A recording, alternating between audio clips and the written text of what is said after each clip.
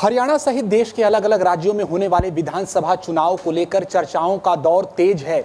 इसी बीच देश की अंतर्राष्ट्रीय पहलवान विनेश फोगाट भी हरियाणा में चुनाव लड़ रही हैं और चुनाव से ठीक पहले उन्होंने बड़ा दावा किया है कि जब पेरिस ओलंपिक में वो डिस्क्वालीफाई हुई तो जो सहयोग मिलना चाहिए था भारत के प्रतिनिधिमंडल से वो नहीं मिला है।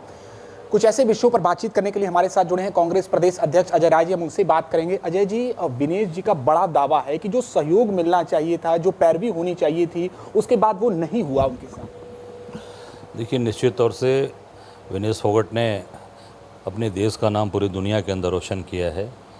वो हम सब के सम्मान है, इस देश के गौरव हैं और पूरी तरीके से इस सरकार को उनकी मदद करनी चाहिए थी। और इतना मैं ज़रूर कहना चाहूँगा कि ये जो सरकार है ये पार्शियलिटी करने वाली सरकार है।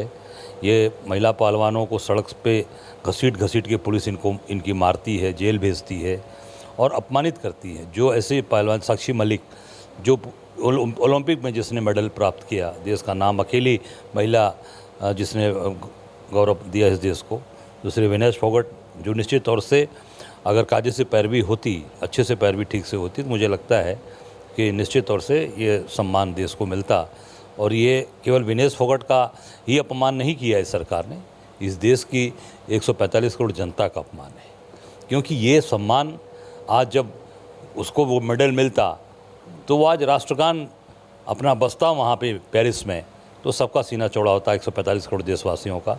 मैं समझता हूँ कि ये सरकार पूरी तरीके से पार्शियलिटी किया और विनेश फोगाट जैसे कितने पहलवानों का भविष्य इन लोगों ने खराब किया है।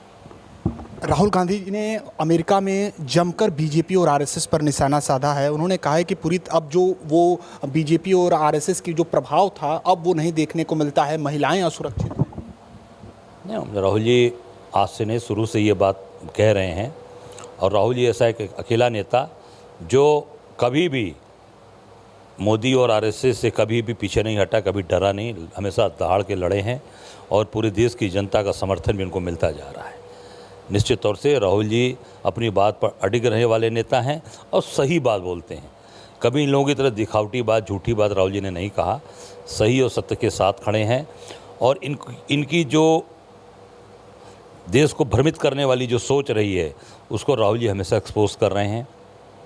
हमेशा आरएसएस तोड़ने का काम करती है। महिला इनके राज्य में कहीं भी आप उठाकर देख लें, हर जगह सुरक्षित है। आप जो सबसे उत्तर प्रदेश में बड़ी बड़ी बात बोलते हैं, फर्जी इनकाउंटर करते हैं, फर्जी लोगों को प्रताड़ित करते हैं, पूरी तरीके से उत्तर प्रदेश में बच्चियां असुरक्षित हैं, महिलाएं असुरक्षित हैं। पूरे जहां भी बीजेपी और जहां भी लोग हैं वो पूरी तरीके से असुरक्षित हैं महिलाएं। सुल्तानपुर डकैती इनकाउंटर मामले में बसपा ने कहा है कि सपा और भाजपा में जो आरोप प्रत्यारोप चल रहा है वो बताता है कि ये दोनों लोग चोर चोर मौसेरे भाई हैं, दोनों किसी से कम नहीं है। बड़ा उन्होंने ट्वीट करके एक दावा कर दिया। देखिए, मैं इतना ज़रूर कहना चाहूँगा कि जो डकैती हुई, जिसके यहाँ मैं गया था उनके घर पे, उनके उस पे शॉप पे, वो लोग बहुत ही असुरक्षित अपने आप को महसूस कर रहे थे और जो सामान उनको मिला भी है वो भी बहुत कम है।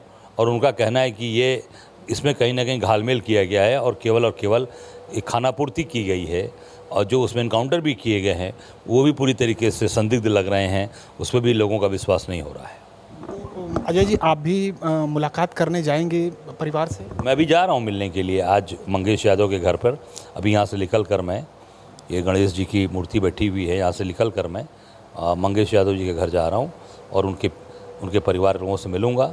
मैं हूँ, हमारे साथ मणिंदर मिश्रा जी हमारे महासचिव हैं और हमारे सभी साथी जाएंगे, उनसे मिलेंगे और वहाँ की वस्तुस्थिति से अवगत होंगे। अंतिम सवाल, उपचुनाव को लेकर क्या कुछ बातचीत चल रही है? भारतीय जनता पार्टी के कुछ करीबी नेताओं का ये दावा है कि हरियाणा में कांग्रेस पार्टी ने समाजवादी पार्टी को सीट नहीं दी, इसलिए अब समाजवादी पार्टी भी स्टैंड ऐसा रख सकती है कि नहीं, हम भी आपको उपचुनाव में सीटें नहीं देंगे। बीजेपी क्यों परेशान है? बीजेपी अपना काम करे। वो समाजवादी पार्टी और इंडिया गठबंधन कांग्रेस से क्यों परेशान है? वो निर्णय लेना समाजवादी पार्टी के नेताओं का काम है, वो निर्णय लेना कांग्रेस के नेताओं का काम है। वो भारतीय जनता पार्टी की, इसका मतलब कि भारतीय जनता पार्टी की हवा ख़राब हो चुकी है, वो घबरा चुके हैं इंडिया गठबंधन से, इसलिए वो परेशान हैं और उल की बातें कर रहे हैं। तो उपचुनाव में कितने सीटों पर तैयारी हो रही है? हम लोगों ने 5 सीटों पर दावा किया है, जो बीजेपी और उनके अलायंस की सीटें थी बीजेपी की, उसको हम लोगों ने मांगा है और उस पर पूरी ताकत के साथ हम लोग डिमांड कर रहे हैं और बाकी निर्णय राष्ट्रीय नेतृत्व का है। एक अंतिम सवाल, कन्हैया मित्तल ने हरियाणा में कांग्रेस पार्टी ज्वाइन करने का निर्णय लिया है, उसको लेकर आरएलडी का कहना है कि बीजेपी के साथ कन्हैया मित्तल ने छल कर दिया। नहीं, देखिए, मैं इतना ही कहना चाहूँगा, ये वहाँ के नेतृत्व को निर्णय लेना है, स्टेट गवर्नमेंट के सोच समझ कर निर्णय लेना चाहिए और निश्चित तौर से ऐसे व्यक्ति को लिया जाए जो पार्टी के लिए एसेट हो, जो पार्टी के लिए आगे काम करे, मेहनत करे और पार्टी को एक मजबूती प्रदान करे। पार्टी को निर्णय बहुत ही सोच समझकर और बहुत ही मजबूती से निर्णय लेना चाहिए। क्यों कन्हैया मित्तल क्या पार्टी के लिए मजबूती प्रदान कर सकते अब हैं? ये वहाँ के लोग निर्णय लेंगे। कन्हैया मित्तल को इतने बड़े पॉलिटिकल तो है नहीं, पॉलिटिशियन तो है नहीं, एक सिंगर हैं, गायक हैं, तो अब पार्टी वो निर्णय ले कैसे उनका कहाँ उपयोग करेगी, कैसे करेगी, निर्णय वहाँ लेना चाहिए। बहुत शुक्रिया बातचीत के लिए। तो ये थे हमारे साथ कांग्रेस पार्टी के प्रदेश अध्यक्ष अजय राय जी, जिन्होंने कई मुद्दों पर हमसे बेबाकी से बातचीत की।